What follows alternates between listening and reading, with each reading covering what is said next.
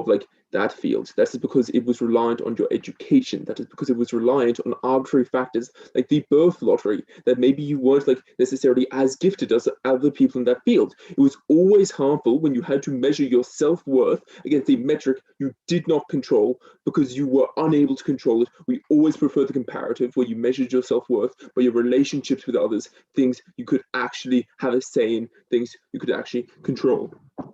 Couple of points in setup before we go on to our substantive. Firstly, what does glorification look like?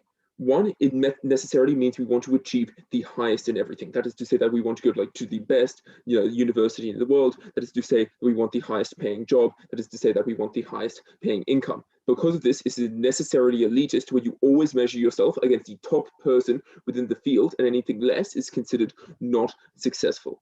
Secondly, it creates an illusion that society is meritocratic. That is to say that society believes that everything is fair, that like the Fortune 500 CEO at the top, like worked hard to get there, and they like have that position because they worked hard. Thirdly, what it does necessarily is like by virtue of glorification, and I think this like is a fair thing to say and no one should oppose it, is that you devalue other things. That like because you glorify your career success, you are necessarily devaluing your like these other things that could actually like lead to your self-worth. That is to say like your relationships, because you do not place as much value in it. Okay, what do we want to prove within this debate? We're going to prove three things on opening government. One, that it harms the individual. Secondly, that it harms relationships. And thirdly, that it harms society. Okay, on to our substantive. Fine. Firstly, why we have like negative glorification, and then secondly, on relationships. Matty will have more in extension after that. Okay, first off, let's consider this, that it necessarily devalues like the value of your labor. That is to say that you like, firstly, that you must be successful to like feel like fulfilled in life. That is to say that necessarily what you are valued with is defined around like a capitalist culture. That is to say that the highest people within society, the most successful, are always those who have the like most money. That is because we have things like Forbes who perpetuate like successful jobs as having lots of money within it. I'll take a point of information at the end of this, so just 1 second. But secondly, like we like necessarily just mean that the people who are rich, we always view them as heroes. We like view the best sportsmen as heroes, all of that. I'll take closing now, please. In the global south, for example, individuals who get a job see that as an achievement. Why is it then that achievements can only be like the top of the food chain rather than just caring for your family and getting a job to like support those who you love? Because necessarily the capitalist society that we exist in says that you should be like providing more for your family because you are not earning as much as someone else. And the fact you are not earning as much necessarily means that you are worth less as a person. Note that this corrupts your relationship with your family because you like because of the value that we place in jobs means that you do not have the best job, therefore you are like not looking up after your family the best. We necessarily think this relationship is always worse. Okay, secondly, within this, even if you can achieve, why is this necessarily arbitrary? And this was the opening. One, we say that like these jobs are necessarily arbitrary because it's like based on the birth lottery. Firstly, that like your capacity to complete certain jobs is based on like arbitrary factors, like your like capacity to be good at maths, for instance, to go into finance. But secondly, like we would say that like there's systemic factors, like the fact that you might come from a low income area and consequently like the government doesn't necessarily support like like the like state schools within your area with as much money, and consequently you are unable to achieve as much from there. We also note that this looks like racial and like sexist biases within the workplace that necessarily hold people down. Thirdly, we would say that like jobs are necessarily random. That is to say there are so many factors affecting like the outcome of various things that it is very hard for your like personal impact to determine the entire trajectory of your career. Thirdly, why is this bad? So even if like all these preconceptions don't like and like stigmas don't exist, we always remove self-autonomy like underside opposition. That is because you are like what you do is necessarily defined by other people. That is to say that you like must also then step over other people to succeed. That because like you are limited on a scale of being how you compare to other people, you must like beat them to like be better. Okay.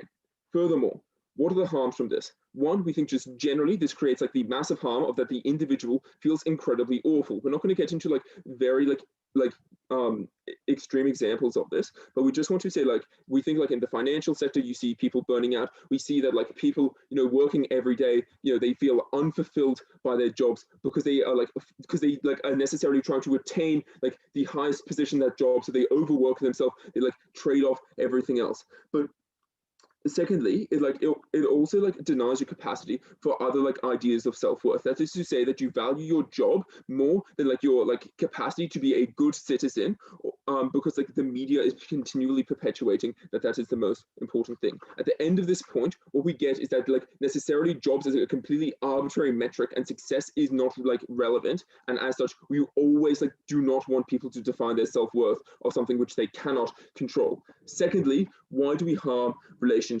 Firstly, we're going to look at career achievements. Note that like what we tell you within the status quo is that media and just like generally your bosses tell you that all other relationships are distractions. That is to say that your family, your friends are a distraction. Why is this? One, because they necessarily tell you that you always must be working harder to achieve, but two, because society is necessarily saying that your like individual achievement is more important than everything else. Note we don't have to like provide any more explanation for this, because at the point where you like necessarily glorify this, that is saying that your career is the most important thing over those other relationships. It is implicit within the topic. Secondly, what is like necessarily a harm of this? A harm of this is firstly that it is like you are like less able to collaborate with individuals. This is because like necessarily you cannot collaborate with other people within your workplace because of the fact that you are like fundamentally feel like you are opposed to them. You are fighting for the same position, you are fighting for the same outcome, and as such you are unable to work with them, because if you worked with them, that means that success is no longer just yours. The consequence of that is you have a toxic working relationship and environment, and you also limit your success. Finally, we would say that generally you are sacrificing your relationships with your friends and family, with the important things you are necessarily trying to work towards. We are so proud to support this on side government. Thank you. I'd like to thank the speaker for that speech, and I would like to cross the floor and hear from the first speaker, the opening opposition team, please.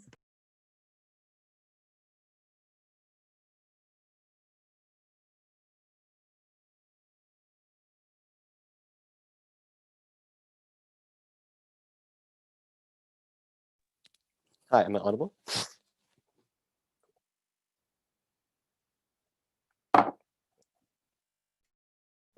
Panel, let's note two things. That words career achievements and as a basis of self-worth. We think that these are two key words our opening government has failed to really look at within today's debate. And that's why it's very narrow-minded in terms of what they've defined for the examples that they have given. Before I move on to talk about some of the reasons why we think that career achievements will and have always been seen as one of the core pillars of how one is perceived and one's value, as well as to talk about why this social narrative, what it emphasizes, and what are the actual benefits of glorifying this sort of social narrative, I'll first offer a few rebuttals.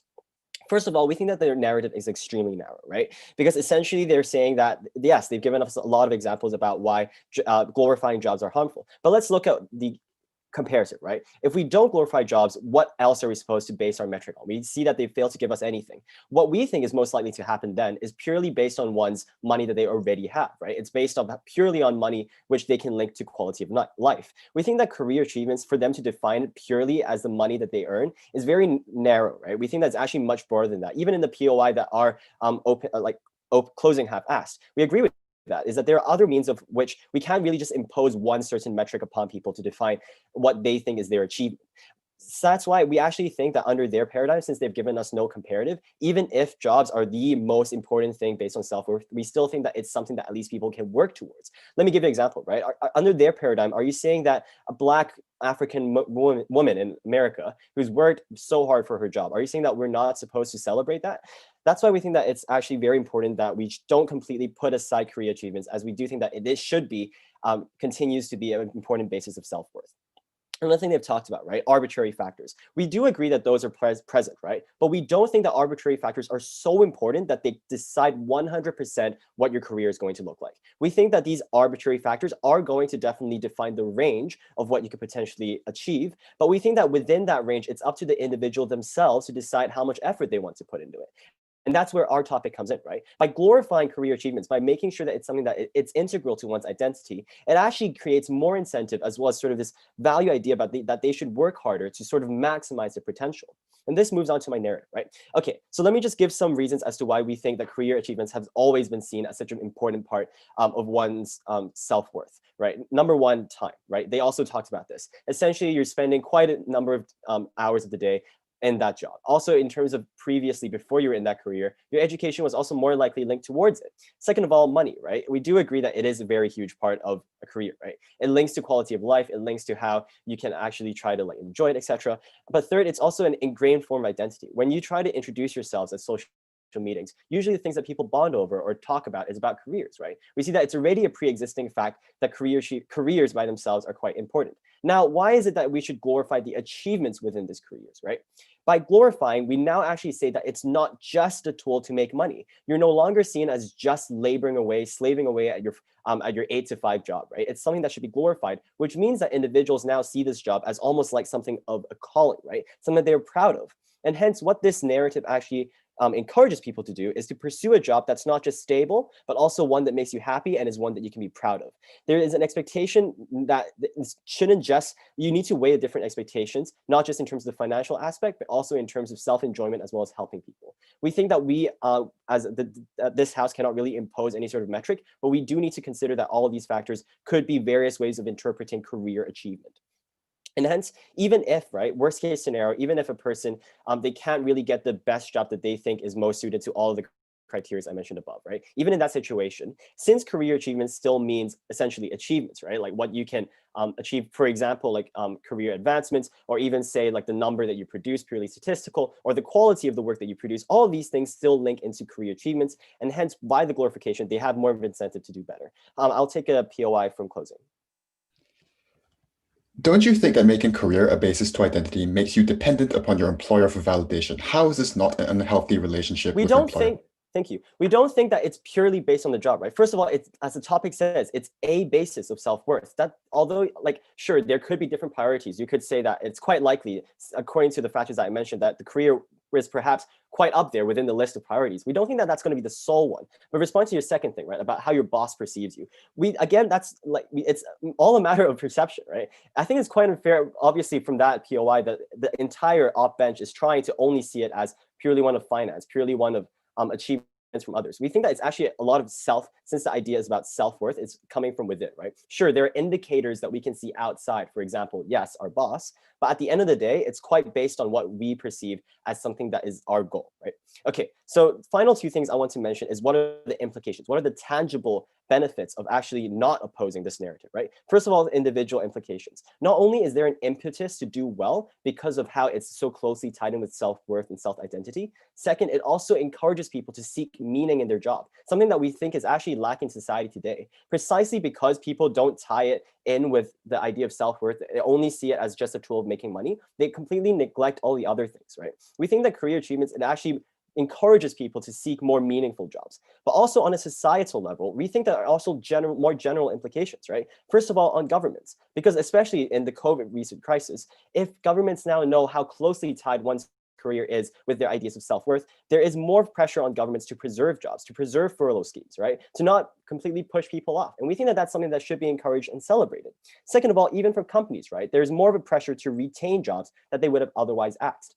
Because of these reasons, we can see how there not only is an individual sort of benefit that we can, in terms of like feelings of self-worth, as well as increasing and how they can sort of perceive themselves within the society, there's also more tangible benefits that we can be seen. So in terms of a comparative, right? On our side of the house, we're saying that through the glorification of career achievements, it's essentially, we do agree that there are certain limitations in terms of like, for example, like pre-existing conditions that could impact what career options you can have. But we think that at least with the glorification of it, by saying that it's something that you should be proud of, not just something that you tell about your neighbors, oh, I'm just a doctor, not because I want to help people, but because I want to have money, but actually because you want to not only have the money, but also because you want to help those people in need. We think that that's something that should be encouraged. But also, other than from the individual aspect, it's also from a societal one. Because of how closely tied jobs and self-worth is now, it actually has more of a pressure to different stakeholders to make sure that these jobs can fulfill the duty that they have in terms of one's self-worth and self-identity.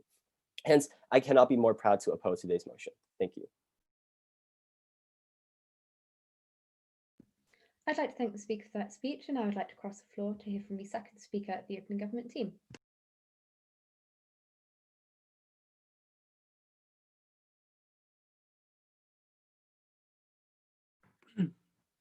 Can everyone hear me? Okay.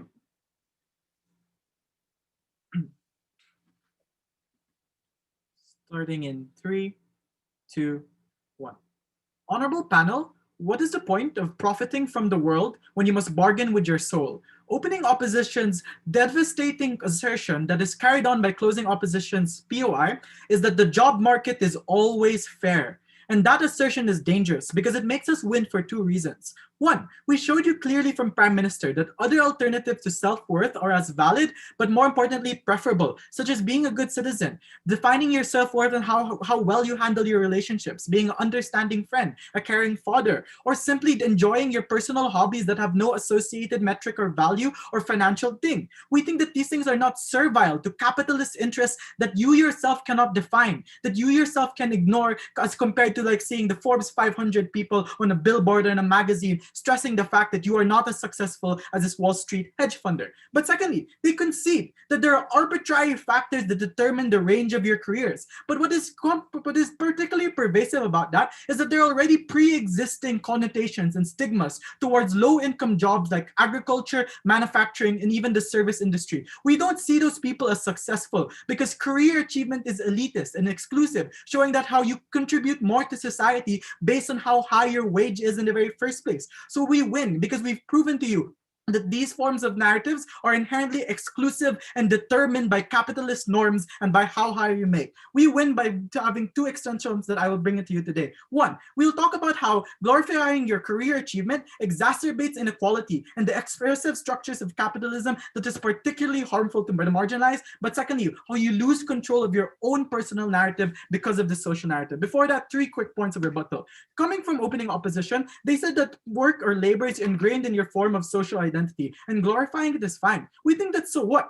We think, do people really have control over their own goals or over their own aspirations? Oftentimes people are told that if you are successful, you will live a comfortable life. If you are successful, you will live high wages and everything else. But we think that is simply not true. We think most likely people in Wall Street, people in the highest academies are more likely to be celebrated by magazines, the media, and everything else. And that's how people will construct their opinions and construct their ideas by what they see or what they're told. But secondly, they said, coming from opening opposition, that they want people to seek meaning in their jobs. And corporations, when they see that people find meaning in their jobs, they're more likely to retain them. We don't think that's true. One, people are shackled to jobs or forced into labor that they don't want to do. A lot of individuals, because of the limitations of their wealth, limitations of their education, are forced into low-income jobs or service sector jobs or tertiary education jobs in the very first place. People have greater aspirations that they cannot achieve simply because of the prejudices and the structures that prevent them from doing so in the very first place. So we think it's harder. We think it's oppressive for you to tell them to seek meaning in jobs that they don't want. But secondly, we think it's harmful because people lose their jobs or people are unemployed because of arbitrary circumstances. If there is a recession, you'll most likely just lose your job anyway. Even if corporations want to keep you because they care about your self-worth, despite them being profit-driven, we think that it's less likely for them to be able to do that because of these arbitrary factors that force you to be unemployed. So when you are unemployed, even if it is not your fault, that kind of ennui is even more damaging in the very first place. So what then is the extension that I want to run? No, thank you. One, how does the glorification of career achievement create oppressive and socioeconomic structures? The thing that I will prove today is quite simple. I want to prove how perverse consumerist culture and self-destructive capitalism are exacerbated in this model, and more importantly, how they continue to devalue low-income, underprivileged, and marginalized sectors of society, particularly racial minorities. 3 reasons. One, what this glorification does is that it defines your success based on how much money your career makes. We think that labor is inherently valuable. We agree with opening opposition. Even if you're a manufacturing person, or even if you work in agriculture, that is an inherently strong and valuable contribution to society. But that contribution to society is less, because what it tells you is that you're just 1 in a million farmers in the very first place. If you want to be a successful farmer, you have to be the best. But more importantly, you have to be that 1 in a million to be truly deemed successful in the very first place. Why is this dangerous? Because it forces people, like in the provinces of developing countries in like the Philippines, or people in the American Rust Belt, they are pressured to risk their lives, risk their well-being, and risk their health to move to the cities or to move to other places to gain higher income jobs. Why is that dangerous? Is that you force people to put them in dangerous circumstances, like harder jobs or harder places where they're not familiar with, just so that they can get more income or just so that they can be successful in their career. And that's particularly pernicious. But secondly, we think it's harmful especially for minorities. Why? Because the job market is not fair. We think career opportunities are allocated based on prejudice. That's why we have the wage gap where women are paid less. That's why you don't see racial minorities in the Fortune 500 as much in the very first place. What the glorification does is that it creates the illusion that the job market is purely meritocratic, that everyone is fair, that as long as you work hard, you're just going to be the next slumdog millionaire. We think what this glorification does, it diminishes the stress that inequality is prevalent. And when we celebrate fringe cases like, oh, if this person from the province was able to make it to Wall Street, we think that which shows us that you're successful. We think it diminishes the kind of benevolence or fringe cases that perpetuate unequal structures. But before I move on, closing.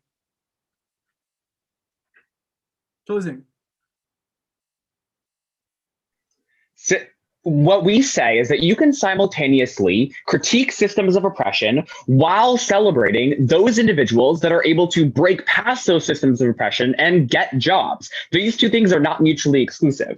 They are mutually exclusive, because when you say that you are successful, if you're the fringe case, that diminishes the kind of critiques to structural inequality that shows you, hey, it's possible. So why don't you just work harder? Why don't you just put yourselves to more hours of work? Why don't you just work harder in everything else? And we think that's particularly destructive and self-destructive. But lastly, we think it denies people access to other forms of self-worth they have more control over. We think that self-worth has no objective metric. You don't need a price tag. You don't need a kind of wage specifically to determine it. We're talking about being a caring parent, an understanding friend, or simply being a good religious parishioner in the very first place. Why is this good? We think when people define their self-worth other avenues, which is more likely when you don't glorify one specific source of it, is that you allow people to have more control over their own social narrative. Why is that good? Because society is random, society is unfair, and society is unequal. We think that if you have to wait for the job market to be fair, we think that kind of fulfillment is less likely in the very first place. So on net, people are less likely to feel fulfilled in opposition.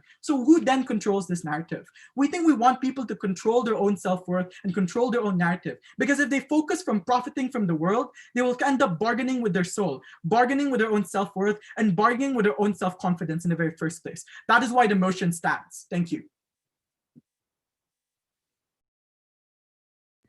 I'd like to thank the speaker for that speech, and I would like to cross the floor and hear from the second speaker of opening opposition. Can you hear me okay? Great, thanks. The problem with opening government is I do not know what the alternative view of jobs is. They keep talking about people getting forced into jobs, and we agree that is not ideal. The question is, what is the alternative? And Christian told you that if it's you value your life based on good citizen, but how do you view your job? You view it in service of your other aspirations, in service of your family, where it's purely about the money, where it's purely about getting money to help service your other aspirations. And crucially, if they believe that these narratives exist in such a narrow capitalist system, you've got to ask what narrative would be likely to replace the glorification of jobs. It would probably be jobs purely as an economic necessity, and that is when you get the sort of ranking based on the numbers that they wanted to demonize under their side. In this speech, I'm going to look at, firstly at 2 points of clash in terms of, firstly, what does this look like, and then the broader impact of these social narratives. And then I'm going to bring a new point about how this changes your relationship with your jobs. But firstly, on what does this look like? We get 3 strands of what this looks like from side government. Notably, for all of them, they weren't necessarily linked directly back to that narrative. They were just kind of asserted as parts of this narrative, even though that is not necessarily clear. The first one we hear is that you want to be the absolute best in the very top jobs in your industry. The first thing I'd note is we don't think it's necessarily bad if people want to be the best in their field, to be motivated to reach the top. What is unclear is why that is in specific industries you go to. You can achieve things in a variety of different careers. That we think that is precisely what we're talking about here. So you think working hard, being motivated in the career you're in is a very important thing. But secondly, we also told you crucially, and we didn't get a response to this, that your self-worth around your job is not necessarily based on money. It's about what you have achieved in your career and what society perceives you to have achieved. Society generally has a lot of respect for teachers, a lot of respect for doctors, a lot of respect for people who work for charities, because we recognize it's also about the good that your society, your job does for the rest of society. We think those are also important factors. It's not the kind of top-down thing they talked about. Meritocracy, it's so unclear as to why meritocracy is linked to this. Firstly, as Christian told you, we can glorify achievements, no thank you, in the face of adversity. We can say that you have overcome discrimination, you have reached a higher position, you have managed to hold down a job. You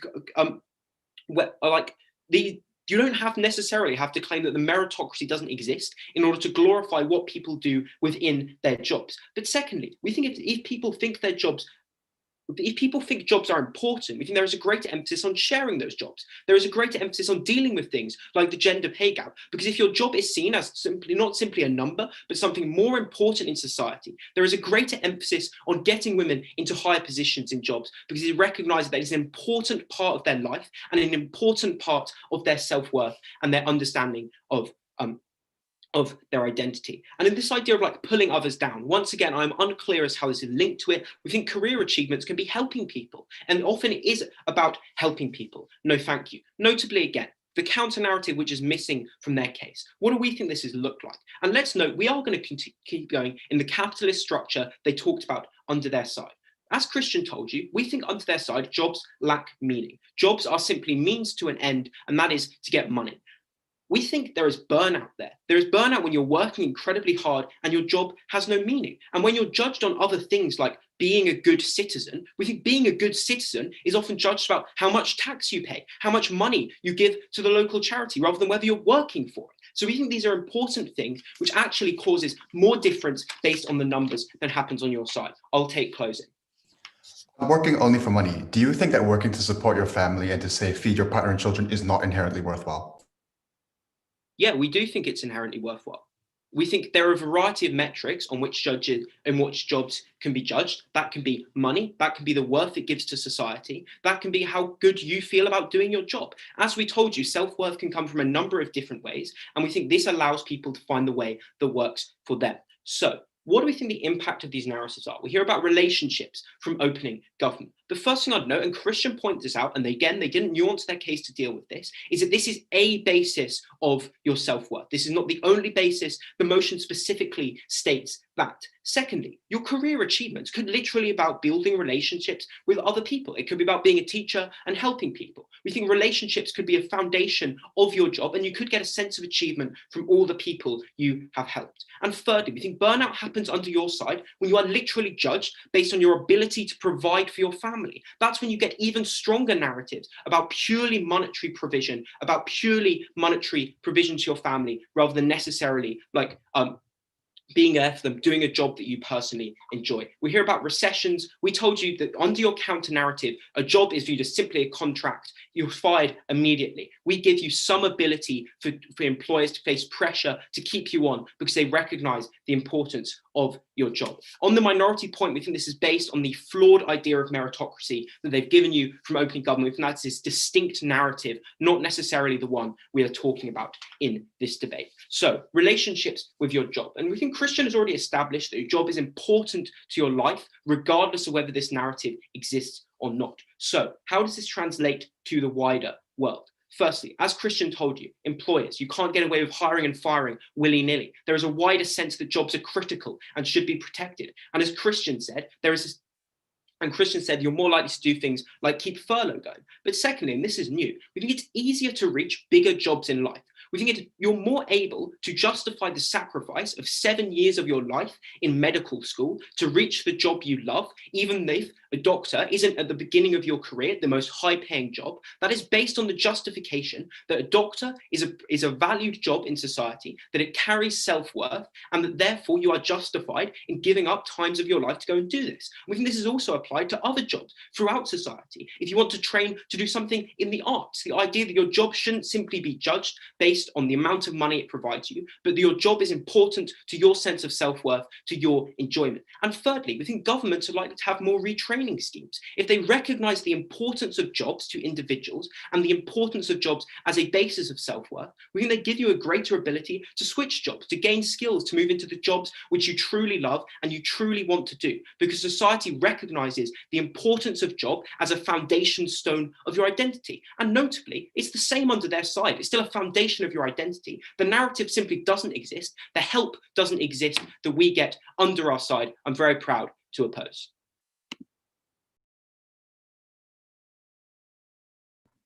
I'd like to thank the speaker for that speech, and I would like to cross the floor and hear from the first speaker, the closing government team.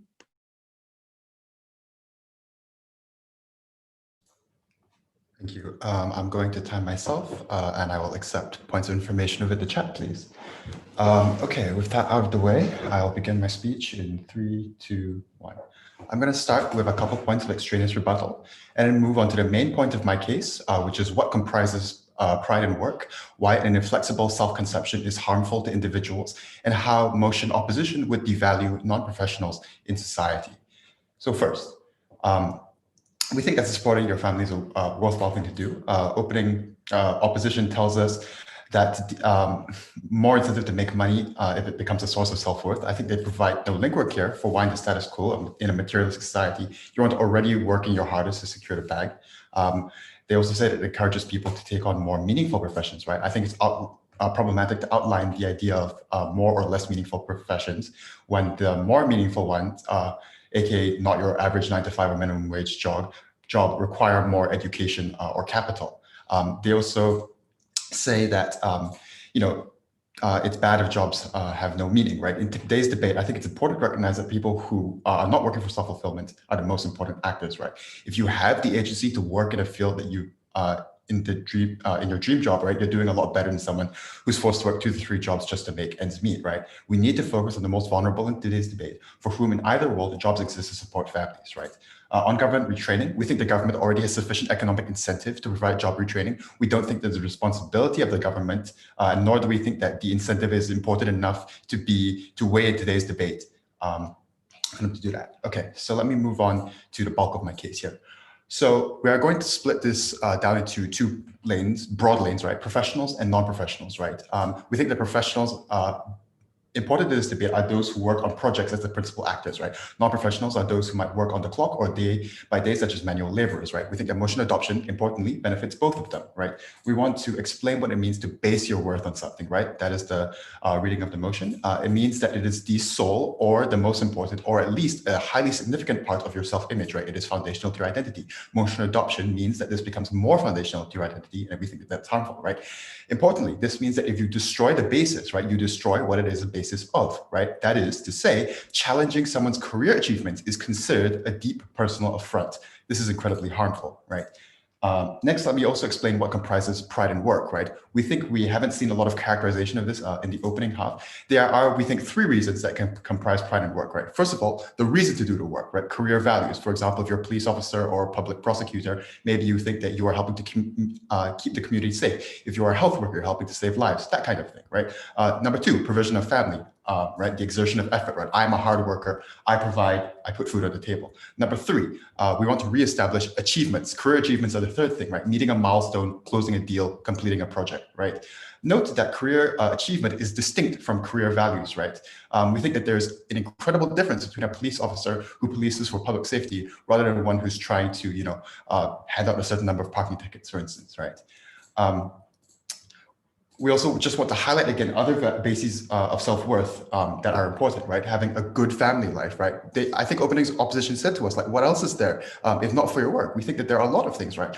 Raising your children, caring for your elderly parents, caring for your partners, having a lot of time outside of work to do that, we think is incredibly important, and that should not be dismissed. We also think a healthy social life is important for individuals, for their mental and even their spiritual well-being, right? We see especially a rise in loneliness in today's societies, right? And we think that tapping that down by not glorifying career achievement is incredibly important, right? We think an inflexible self-conception is harmful because it doesn't allow you to analyze yourself critically, right? A life not reflected on is not worth living, right? We think that glorifying this doesn't allow people to analyze their career and the work they do, the effect their job has on the world, because if we admit doubt in it, then we have no self-worth, right? For example, as I said, police officers analyzing locking people up, right? They might be unable to challenge the legal and prison system, right? Because if they admitted that that was a bad objective, right, then it would destroy their self-worth, right? Or say a Facebook or a big tech executive, right? These companies have warped power and truth. But if the basis for your self-worth is having gotten 10 million more users or selling $50 million in ads, right? Questioning the value and the goodness of Facebook would fundamentally threaten your self-worth because it's fundamentally tied in building Facebook up, right? This harms people on a personal level because it makes them unable to brook career-based criticism, right? They are unable to be questioned by friends and family who are genuinely concerned about their employer, right? That's how it harms relationships. So something that opening government asserted and which we have now explained, right? We also think that it makes people blind to issues with the stability of their employer, right? For example, Enron workers, right? Those in sun-setting industries, say coal miners, right? If we encourage these people to base their worth on the work that they've done, right? They will stringently resist evidence that the industry is going downhill, right? As it would cause their self-worth to collapse, right? This can limit their career opportunities, which we think stands in direct opposition to the government retraining scheme that the opposition has put to us, right?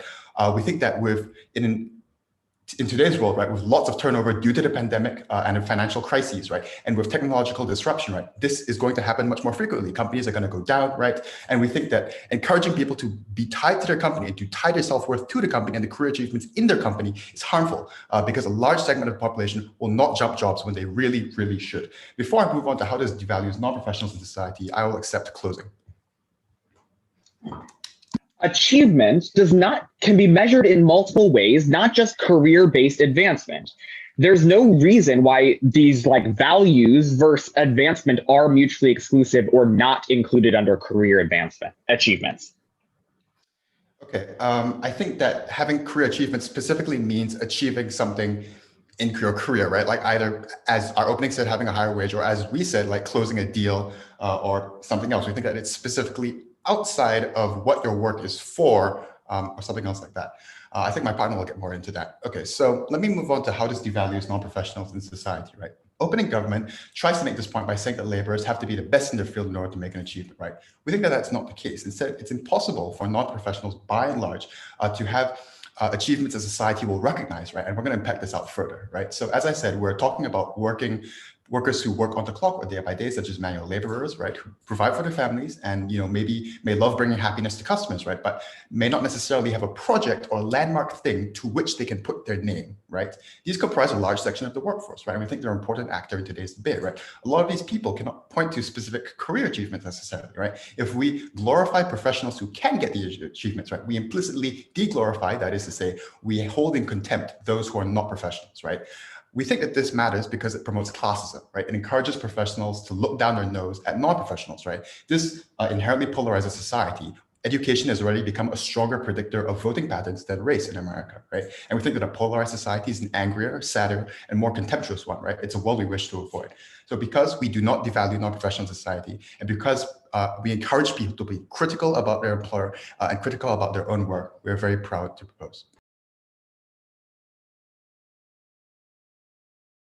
I'd like to thank the speaker for that speech, and I would like to cross the floor and hear from the member of opposition.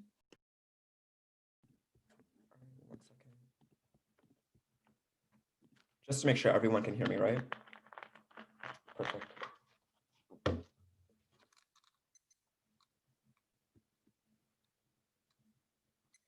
So in this debate, we think we have like a lot of analysis that's kind of being missed by what the opposition stance actually is. So in order to clarify that, I'm going to be doing a few things in the speech. First, I'm going to be trying to go over this characterization that we gave a POI about at like the very beginning of this debate that like government has refused to really acknowledge. The second thing I'm going to do is go over like what we think is the proper metric to weigh this debate through, as well as some extraneous rebuttal before giving our final stance about how we advance minorities on our side of this debate.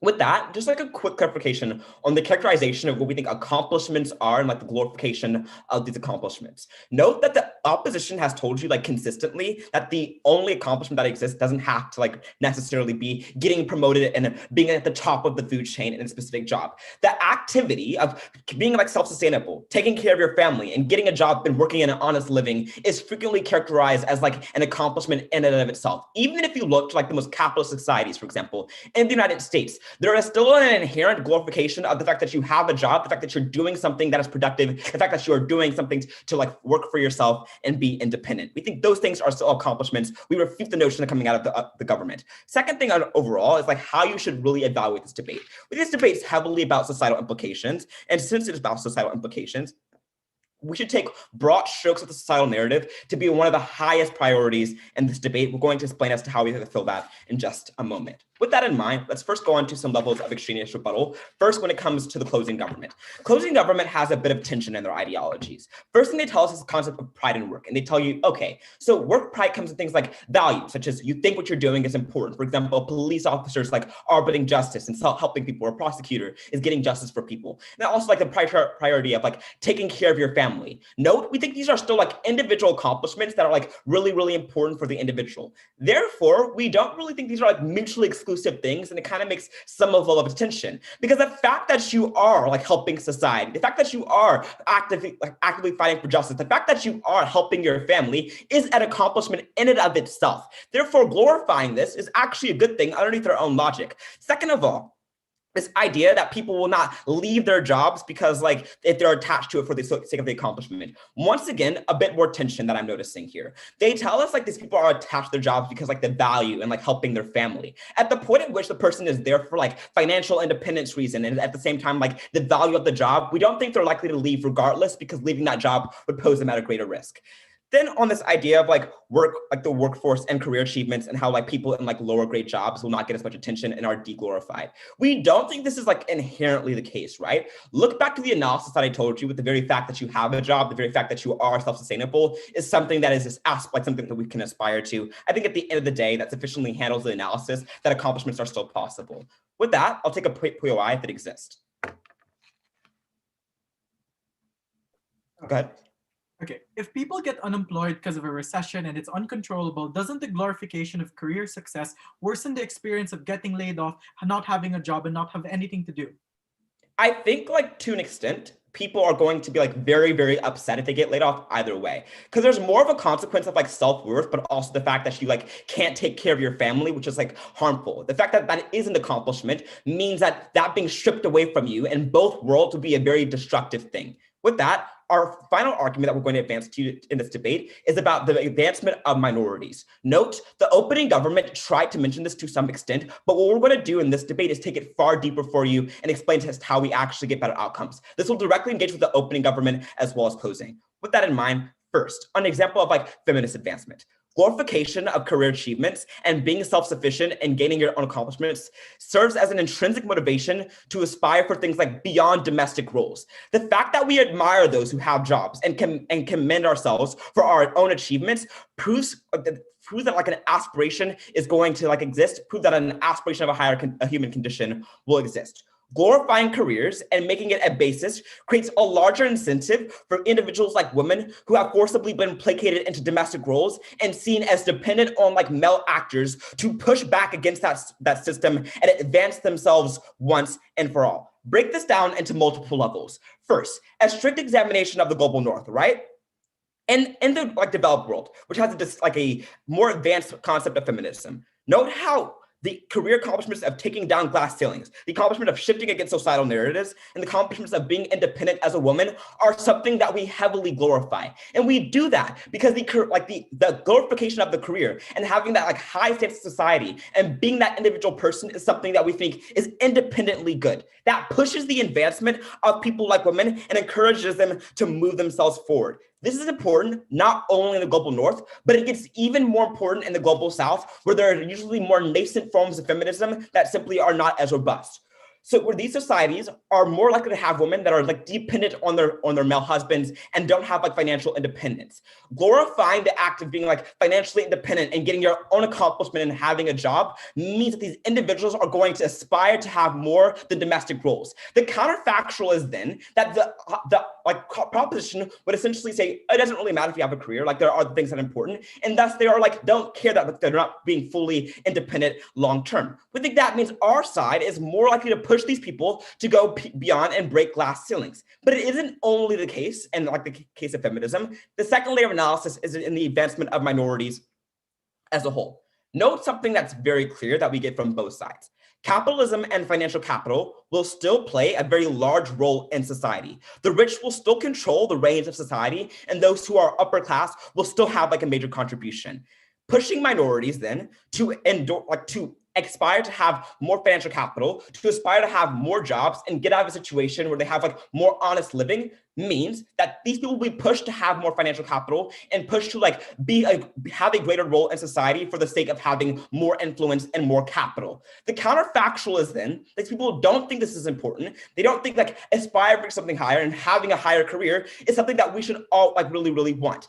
At that point, we think it sets them back significantly when they aren't pushing and endorsing and glorifying people like Barack Obama and Oprah Winfrey for their outstanding career accomplishments and breaking glass ceilings. The fact of the matter is that this kind of glorification creates an incentive for the individual and pushes them along to advance themselves and to advance their people long term. It doesn't always have to be the sole basis, but we think having it as a basis independently is something that advances us in the long term. We're very, very proud to oppose. I'd like to thank the speaker for that speech, and now I would like to cross the floor and hear from the government whip speaker.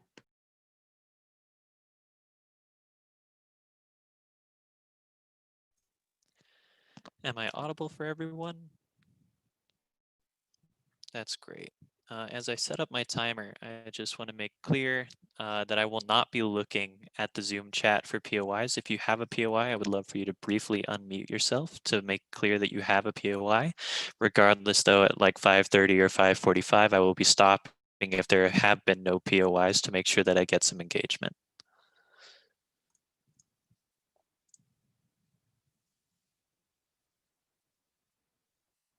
All right.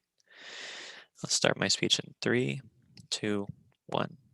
I want to begin my speech by talking about closing opposition and how they really locked themselves out of the debate. Because at the point where the other three teams in this debate recognize that achievements are characterized as specific within your career, like the amount of money that you make, they lock themselves out of the round a bit by trying to distance themselves from this characterization that has been the crux of all clash and all characterization of arguments in today's debate. I think that they try to shoehorn the debate, and I don't think it services them well. I think that OO found it perfectly capable, was perfectly capable of operating within this framework. But I'm going to move on to what the structure of my speech today is going to be, right? Because ultimately what I'm going to be doing is addressing the three key questions in today's debate that characterize the clash and who's going to win, right? Those questions are going to be first, who gives the best characterization of work in which world? Second, impact on professionals. And third, impact on non-professionals, because these are the divisions and the clash that we really need to build up and focus on in today's debate. All right, so let's get into the first question of who brings the best characterization of work in which world, right? So we think that you should let my partner brings forward the unique characterization and the unique alternative that CO, that opening opposition really wanted, which is the idea that if you don't value career achievements, you instead value your job for the service that you provide, right? It's almost impossible to make a market achievement as a bus driver in your career. And yet these people undeniably deserve to be celebrated. When in a gov world, your self-worth is from the service you provide as a bus driver and not from an individual achievement as a driver, you get to feel self-worth in the first place, right? I think that this is really clearly hammered in by my partner when he tells you, when he really clearly characterizes to you the difference between professional and non-professional jobs, or jobs that you only accept because you have to provide for your family, not because you are trying to do a job because it is your dream, right? Which comes from some degree of being able to self-actualize. Let's move on to the second question, because I think it's really important to talk about the impact on professionals and why ultimately my partner wins this point. Because OO's argumentation on this point is characterized by the idea that making career achievements leads people to make more money and advance their livelihoods. And this is actually argumentation that we get from both OO and CO on the idea that whenever you emphasize career achievements, you encourage people to advance from their current profession into a higher paying one. I think that there are several problems with this. I think that the first one is that they implicitly in their argumentation devalue these current professions that some people are not going to be able to escape, right? When closing opposition comes up here and talks to us about the idea of we should encourage women to go beyond domestic roles, we don't disagree, but we think that you're saying in the first place that this is implicitly devaluing domestic work, and further that we think that you should respect homemakers more and not encourage them to get a job if they are in that situation because they are forced to or because that is their personal value. But I'll take the point. Would you say getting a job is an achievement for someone who didn't have a job before? Would you say breaking a glass ceiling is an achievement when it hasn't been done before? I think that that's an achievement. I think that that's entirely outside of the scope of the debate that we're talking about. When you talk about, in the specific language of the motion, an achievement in a career, you're talking about a specific achievement within a job. Sure, achieving the ability to work for your family is an achievement. You should celebrate that. That is entirely different from the characterization that has been accepted by every other team in the round, which is the idea that that achievement takes place within your job, right? And I don't know why you want to keep on hammering this point in, right? But let's further talk about in this question of the impact on professionals, right? How we think that it's problematic to devalue the current careers of these individuals. And we think that it's problematic to say that these individuals are not already working to advance themselves socioeconomically and to work for a higher paying job, or a job where you could quote unquote make higher degrees of achievements within your career, right? We think that these people want in a materialistic society that does very poorly in caring for the most vulnerable in its society, like the United States, right? We think that in such a society, you are constantly working to secure a greater bag, right? And in such a society, you are not further incentivized by the idea that having a career achievement will give you more self-worth, right? You are already plenty incentivized to give your family a better life in a society that doesn't care about you. But my partner further makes the point that achievements in the first place, even if you get to the place where you are in this professional capacity, I will not be taking any more, even if you get to the point where you're in this professional capacity where you can make a career achievement, these achievements are volatile. They don't exist in a static void. And even if you do make larger achievements, that makes the fall even worse. And my partner brings up the idea of working for Facebook, right? 10 years ago, if you made the achievement, right, of expanding the Facebook user base in your career, then you view that as an achievement and a source of self-worth. However, in today's society, there are people who have transitioned to viewing it as morally wrong to work for Facebook in the first place. And therefore, this shift in values means that your achievement that was the foundation of your self-worth is incredibly volatile, falls apart, and so too does your self-worth. But let's move on to the third and final question in today's debate, the impact on non-professionals, right? Because OO and CO both try to make the point that valuing career achievements leads people to higher careers. I think that I've already proven to you why this is incredibly problematic. But further, my partner uniquely brings to you the idea that there is an inability to make achievements in the first place for these non-professionals whatsoever, right? And he brings you the actual impacts of this, right? The impacts of this are, first of all, them not having a source of self-worth to compare to the individuals who had more self-actualization because they were lucky in society to be born to a wealthy family or whatever, right? Or further, people who are in professional roles looking down on them and increasing the degree of classism. And we think that non-professionals do include homemakers, and we think that this thoroughly rebuts the CO's idea of feminism, because on the point that you're saying that people who are stay-at-home moms or dads, right, should not their work should not be devalued. Instead, it should be celebrated in society because of the service that they provide, the alternative that my partner provides to you uniquely in today's debate. You don't celebrate the career achievement, you celebrate the service that you are providing.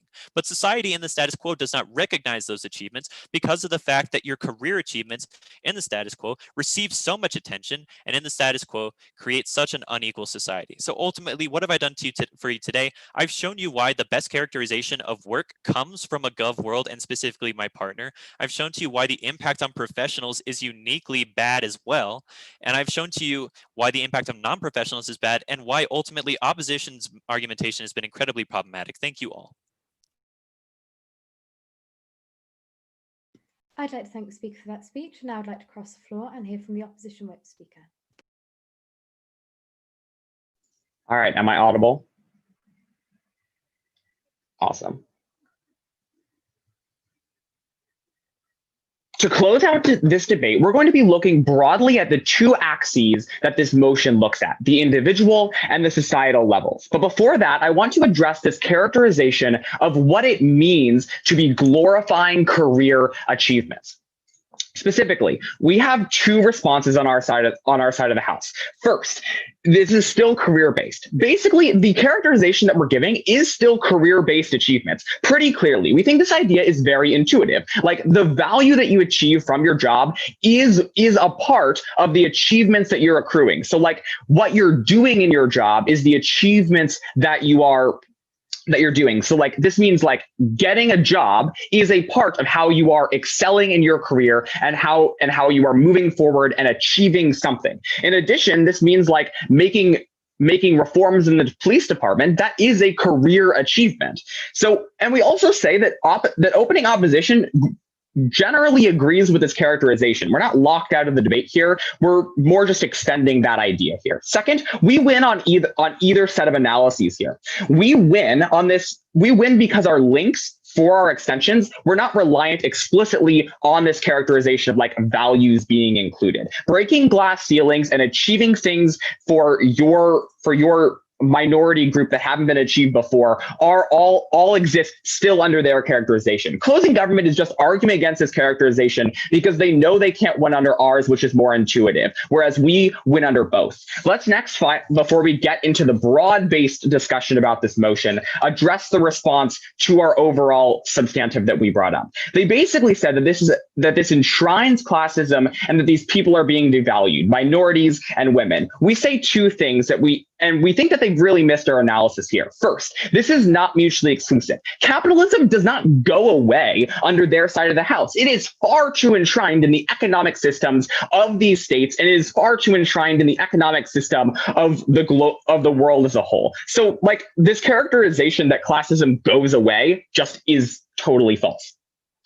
Second, we say that at that point, it is necessary for us to be valuing and giving like due credit to those individuals which break glass ceilings and begin to like move into the upper echelons of society so that they can like have more influence over the capitalist system. It incentivizes more individuals, despite the fact that it may be harder for them to engage in that system so that they can achieve liberation into the future. Before we move on, I'll take closing. What about realizing that the justice system is broken and leaving the police, or realizing that everyone is going down and leaving the company? Is that not a career achievement? How is it not harder under your side? We think that is also not mutually exclusive, because the police are going to feel shitty no matter what, because they have to lock someone up by virtue of their job. Like these ideas don't go away under your side of the house. They're not even mitigated. Now let's move to the two axes that this motion looks at. The first axis is the individual axis, and we think that we marginally win this idea on the opposition bench. But we acknowledge that it is partially true, the opening gov characterization and the characterization that we get from closing, that this strains relationships and that some people feel unfulfilled due to benchmarking. But at the same time, we think it's equally true that we are giving meaning to an essential part of life. Like, people are going to have to work no matter what, so they might as well derive some meaning from it. But what we say is that we win on individuality on the op side of the house, because because we're always going to be benchmarking to others no matter what happens. And that's always going to bite into all the bad things that side government talks to you about. So we might as well be deriving meaning from it as well. No more points. Finally, on this idea of society as a whole, we think that this should be the most important axis by which you look at this debate. That's why we spent the vast majority of our time in our last speech on this idea. What is the reason why you should be weighing society highest? First and foremost, we think that the motion asks this question from a societal point of view inherently by the word glorification, because glorification is a broad-based societal narrative, and thus implicit in the motion is this idea that we're talking about society, and I think that should be valued above the individual characterization on those grounds alone. But in addition, we say the material conditions that society and the societal narratives lead to have great impacts on individuals, i.e., individuals that are unable to be liberated, that feel disillusioned with the system, like there is no ability to move forward, and they're not glorifying those who have been able to achieve, who have been able to break glass ceilings. Those individuals are harmed when this narrative does not exist. And at that point, we say that society should be weighed highest because it has a large impact on individuals, and the motion inherently asks this question. So how do we win on closing opposition this point, full stop? We think that from a broad perspective, all three of the other teams focus primarily on the individual and the effect that this glorification has on them.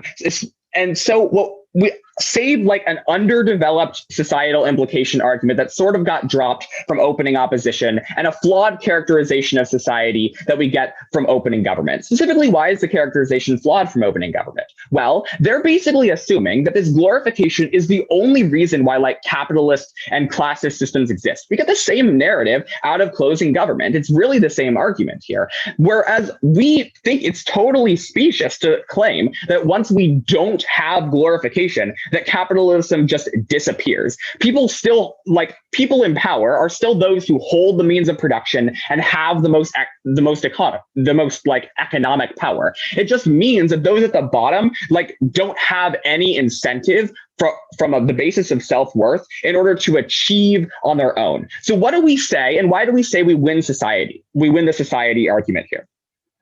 What our argument tells you is that the opposition of the motion leads to the liberation of women. That is 50% of the population that is helped by the ability that we have to give them some self-worth to tie to this. In addition, all minority groups are helped when we have this glass ceiling narrative that is implicit in glorifying career-based achievements. In order for these individuals to gain a larger foothold in society and to have more of an ability to achieve and liberate themselves, even from a political perspective, they need to have this economic power in addition. Thus, we say on our side of the house, we are so proud to oppose because we win on both axes of this debate. Thank you so much. I'd like to thank the speaker for the speech, and indeed you all for an excellent debate.